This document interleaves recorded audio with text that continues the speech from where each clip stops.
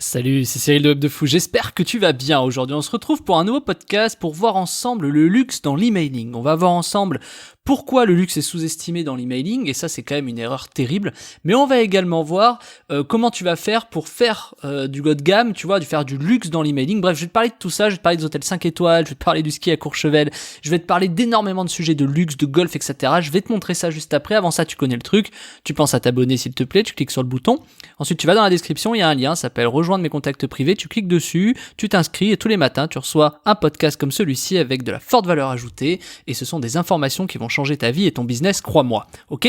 Allez, on y va. Le luxe a cette particularité de toujours être gardé dans des endroits un peu secrets, tu vois, c'est-à-dire que si tu cherches des trucs de luxe, tu vas te rendre compte d'un truc assez simple et évident en fait, c'est que on va te dire généralement que le luxe c'est réservé à des personnes assez de haut de gamme, tu vois, avec les personnes haut de gamme, tu vois, c'est pas des gens qui vont à Lidl, tu vois, dans l'idée quoi. Ce que je veux dire c'est que la pub que tu vas faire dans Lidl, ça va pas être pour Chanel, tu vois ce que je veux dire. Donc ça c'est un peu l'idée reçue qui est forcément vraie puisqu'il y a l'image de marque du luxe, c'est-à-dire que forcément si Chanel s'affiche à Lidl, déjà personne pourra s'acheter chaque Chanel, pardon, mais personne ne pourra s'acheter des sacs Chanel, ouais, tu vois. En tout cas, quand c'est dans Lidl, c'est sûr que c'est pas les gens que tu touches forcément qui ont de l'argent. Alors attention, c'est peut-être une idée reçue puisqu'il y a des gens qui ont de l'argent qui vont à Lidl. Donc est-ce que Chanel doit être positionné dans Lidl ? Alors c'est pas vraiment la question à laquelle on va répondre aujourd'hui, mais tu vas voir, ça va s'y rapprocher très très fortement. Le luxe dans l'emailing, on pense pas à ça. L'emailing c'est un peu un fourre-tout, tu vois, ça a vraiment une connotation de spam, tu vois, si tu fais de l'email, tout de suite, t'envoies des emails, imagine, tu dis que t'envoies des emails, mais tu fais du spam ? Moi tu sais le nombre de personnes qui m'ont dit ça, en me disant ouais mais tu fais de l'emailing, mais c'est toi les emails que je reçois pourris là ? Non en fait. Donc tu vois, il y a toujours cette connotation dans l'email qui est assez négative. Donc, comment le luxe s'en sort dans l'affiliation ? Est-ce que le luxe fait de l'affiliation ? Bien sûr que oui. Est-ce que le luxe est positionné sur Internet ? Bien sûr que oui. Le truc, c'est que pour l'emailing, c'est assez compliqué de se dire au départ que tiens, je peux m'inscrire sur une régie. Tu vas pas pouvoir envoyer des emails pour Chanel. Tu vois ce que je veux dire ? Tu vas pas trouver sur une plateforme d'affiliation le programme Chanel. Tu vois ce que je veux dire ? C'est un peu le même truc. Mais donc, en fait, il y a des alternatives qui sont très très pertinentes. Et est-ce qu'on peut vraiment envoyer du Chanel par email ? Évidemment que non, puisque Chanel refusera d'envoyer des emails. Cependant, si tu t'inscris chez Chanel à la newsletter, je vais avoir du mal durant ce podcast à dire chez Chanel, etc. Je vais peut-être changer de marque, tu vois, d'ailleurs. Bon, bref. Et donc, du coup, si tu vas chez Chanel, tu vas te rendre compte que tu peux t'inscrire et qu'ils vont t'envoyer des newsletters, mais ils vont pas trop abuser. De toute façon, l'emailing, dans l'inconscient, c'est quelque chose de négatif, tu vois, il y a vraiment du spam, etc. Et pourtant, je vais te dire un truc, l'emailing est la meilleure façon de toucher le luxe. Pourquoi ? Le luxe, c'est des gens qui ont de l'argent. Les gens qui ont de l'argent, on va dire, en général, tu me permets de faire un stéréotype et une généralité à 80%, c'est des entrepreneurs. Bien sûr que c'est pas que ça, on est d'accord, mais on va prendre l'exemple simple. Je vais pas passer en revue toutes les catégories sociales. Donc les entrepreneurs checkent pourtant souvent leur email, tu vois. D'autant plus que les adresses email B2B, donc les adresses email, @webdefou, sont des adresses qui délivrent très très bien, beaucoup plus que Gmail où tu arrives dans l'onglet promotion, tu vois ce que je veux dire. Donc toucher du luxe sur du B2B, sur des adresses mail avec des noms de domaine, c'est finalement assez facile. Ce qu'il te faut derrière, c'est juste de connaître la catégorie socio-professionnelle. Donc c'est là où tout intervient et c'est là où tu te rends compte que le B2B est extraordinaire, pour plusieurs raisons. Déjà, c'est là où il y a le plus d'argent, c'est-à-dire qu'un particulier d'une famille qui va gagner 1500 € chacun, tu vois, qui fait 3000 € par mois, tout ça, machin, n'aura jamais le même pouvoir d'achat qu'un entrepreneur. C'est évident. Déjà, un entrepreneur, il peut acheter sur sa boîte, sur son entreprise, des choses, des achats, quoi, en éliminant la TVA de 20%, etc. Enfin, tu vois, il y a beaucoup plus de capacité d'investissement à travers une société qu'à travers une épargne personnelle. Donc ça, c'est factuel. Donc du coup, le truc hyper intéressant, c'est d'aller cibler des adresses professionnelles pour non seulement vendre des produits haut de gamme, donc des produits haut de gamme, ça peut être énormément de choses, mais je vais te prendre un exemple tout bête. Est-ce que toi, en tant que particulier, t'es prêt à mettre 3000 € de coaching ? Une boîte peut mettre 3000 € de coaching. D'ailleurs, des boîtes mettent des dizaines de milliers d'euros pour former leurs managers, etc. Donc tu vois, il y a des endroits où tu peux aller qui peuvent tout de suite être 10 fois plus intéressants. C'est un exemple pour t'illustrer que là je te parle de haut de gamme, et tu vas voir, je vais faire la transition avec le luxe, parce que c'est le sujet. Quand tu vends quelque chose fort, de haut de gamme, c'est quand même hyper pertinent, tu vois. C'est par exemple les voitures de luxe, tu vois, si toi tu es un particulier et tu vas acheter quoi ? Tu vas acheter ta voiture, tu vas acheter ton Audi, tu vas acheter ton machin, etc. Tu vas acheter une voiture. Un professionnel, lui, va acheter une flotte automobile. Donc ce que je veux dire, c'est c'est que forcément un professionnel peut faire plus de crédit, donc a plus de capacité financière, c'est bien connu. Moi le premier qui ai des boîtes, j'investis tout avec mes boîtes et non pas en perso, tu vois, c'est évident. Ma pub Facebook, je la sors pas en perso, je la sors depuis ma boîte, tu vois, parce que l'argent est sur la boîte et que de le sortir me coûtera plus cher que de le réinvestir. Donc évidemment qu'il vaut mieux le réinvestir. Et ça, tous les grands entrepreneurs l'ont très très bien compris. Donc en fait, quand tu comprends ça, tu te dis tout de suite que le B2B, donc les gens professionnels, sont ceux qui ont le plus d'argent. Donc ça, c'est dans l'inconscient, pareil. Au même titre que le luxe ne va pas s'afficher dans Lidl. Et finalement, t'as beaucoup d'idées reçues comme ça, t'as beaucoup de stéréotypes, t'as beaucoup d'a priori, d'ailleurs c'est exactement ce que je suis en train de te dire, c'est que du coup, t'oublies un peu ces personnes-là. Sauf qu'on oublie quelque chose de fondamental aujourd'hui. Avec l'ère d'internet, tu as des gens particuliers qui commencent à faire énormément d'argent, des gens qui sortent de derrière les poubelles pour réussir et arriver à te dire waouh, c'est génial, c'est extraordinaire, je sais pas ce qui se passe, mais c'est bon, je fais de l'argent. Tu vois, les mecs qui sortent du dropshipping en 3 mois qui font 2 millions, ça existe, hein. Il y a des gens qui sortent de nulle part et qui font du pognon. Et ces gens-là, c'est hyper intéressant parce qu'ils n'ont pas toute cette rigueur, tous ces bons conseils parce qu'ils sont trop jeunes, tu vois. Moi le premier, quand j'avais des boîtes au départ, j'ai fait des erreurs, tu vois. Je veux dire, je parle pas de jeunes en termes d'âge, je parle de jeunes en termes d'expérience dans une entreprise, en tant que gérant d'une entreprise. Que t'aies 50 balais ou que t'aies 20 ans, je veux dire, tu pars au départ, tout le monde part à peu près aux mêmes infos. Sauf que celui qui a 50 ans, il a peut-être rencontré plus de gens, il a plus de conseils. Et quand bien même, celui qui a 50 ans a peut-être des anciens conseils un peu trop vieux.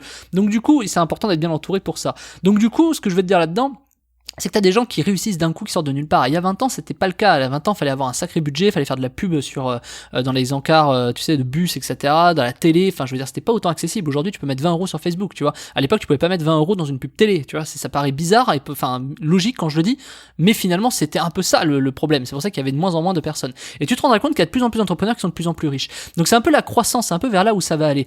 Et donc, en fait, ces gens qui deviennent de plus en plus riches, tu vois, professionnels ou pas, ils sont un peu mal éduqués. Ils savent pas s'il faut dépenser du perso, parce que la plupart du temps, quand tu commences à gagner beaucoup d'argent d'un coup, t'as envie de le retirer pour l'avoir sur ton compte en banque, tu vois. C'est parfois, voilà, au début c'est bien, enfin faut faire un peu de tout, je vais pas revenir sur ce sujet, mais voilà. Et donc du coup, c'est là où les gens commencent à faire des choses. C'est là où t'as des gens qui commencent à avoir de l'argent et qui commencent à aller dans des hôtels 5 étoiles, qui commencent à aller au ski à Courchevel plutôt que d'aller au ski enfin je sais pas si tu connais les stations, bon on s'en fout, voilà. Et donc du coup, ils vont préférer faire des hôtels 4 étoiles, 5 étoiles plutôt que des hôtels 2 étoiles. Ils vont plus mettre 30 balles dans un resto à Buffalo Grill, ils vont aller mettre 100 balles dans un resto avec une bouteille de vin.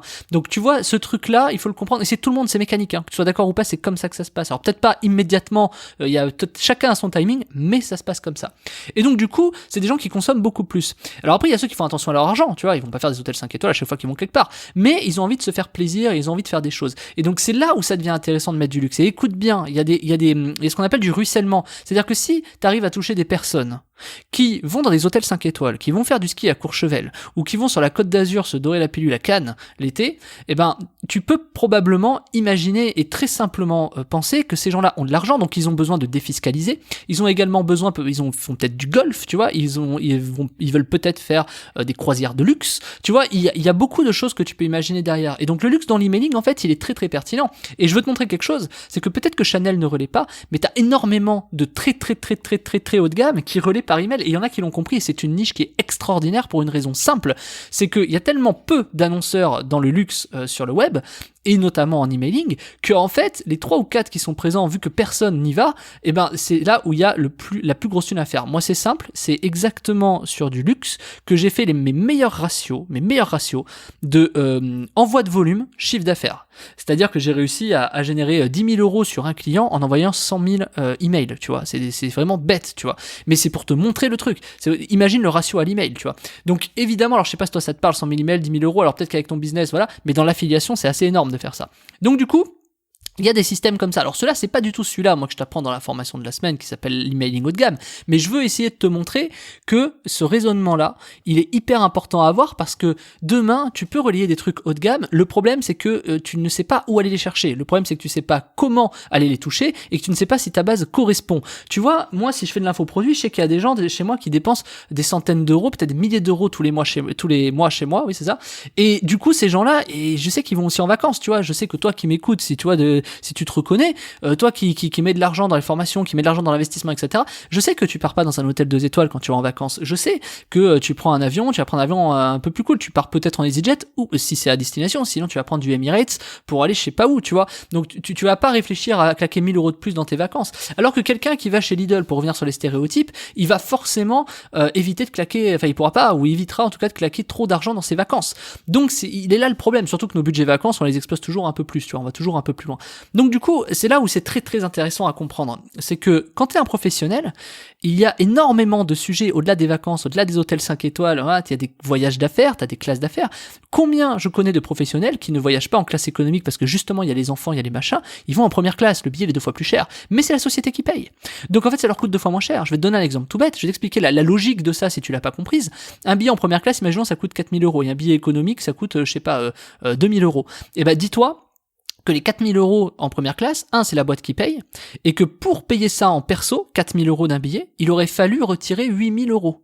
Tu vois, tu me suis? En plus, sur ces 8000, tu n'aurais pas récupéré la TVA. Donc, tu récupères 8000, t'as 4000, tu payes ton billet d'avion sur une boîte, alors que directement sur ta boîte, tu payes 4000 € et tu déduis la TVA. Ce qui fait que du coup, c'est 20%, ça te revient qu'à 3200 € le billet d'avion plutôt que 8000.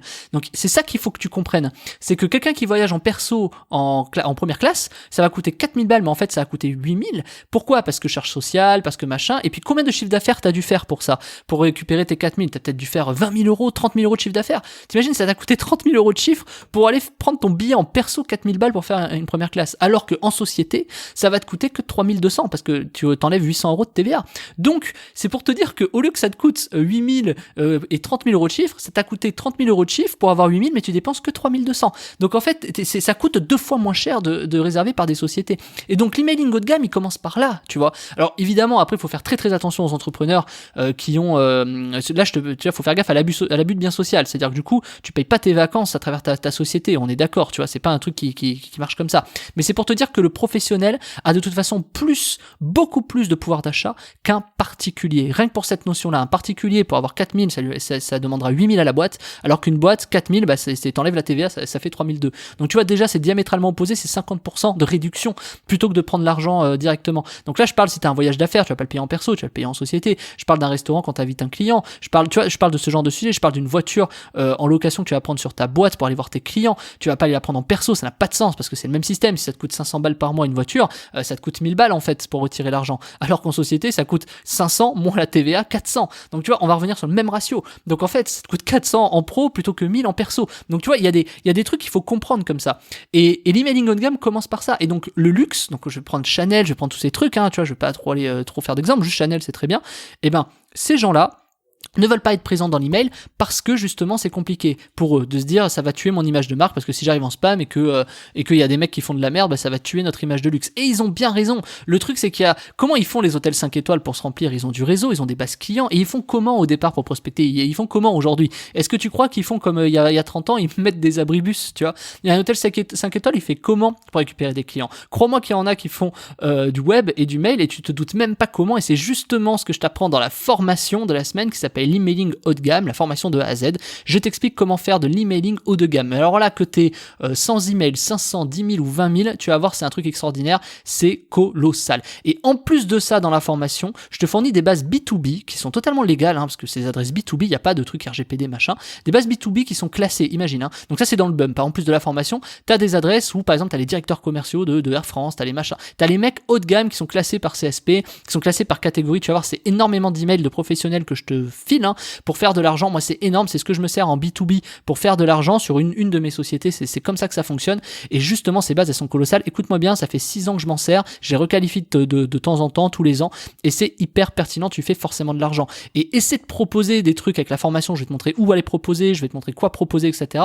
Si en plus, dans le bump, t'as le fichier email, l'histoire, elle est réglée. C'est-à-dire que du coup, t'as tout ce qu'il faut pour le faire. Et après, je vais même te montrer des programmes de luxe que tu n'as jamais vus en affiliation. Des programmes que tu ne verras jamais parce que tu ne sais pas où les chercher. Je te montre tout ça dans la formation. Je te montre comment commencer l'emailing haut de gamme. Je te montre comment envoyer des emails. C'est tout. Que tu sois débutant ou expert, c'est fait pour toi. Je t'en dis pas plus. Tu vas dans la description. Ça s'appelle l'emailing haut de gamme. Tu cliques, tu prends la formation, tu sors ta CB. On se retrouve de l'autre côté. Et je te dis à tout de suite. Salut Martin.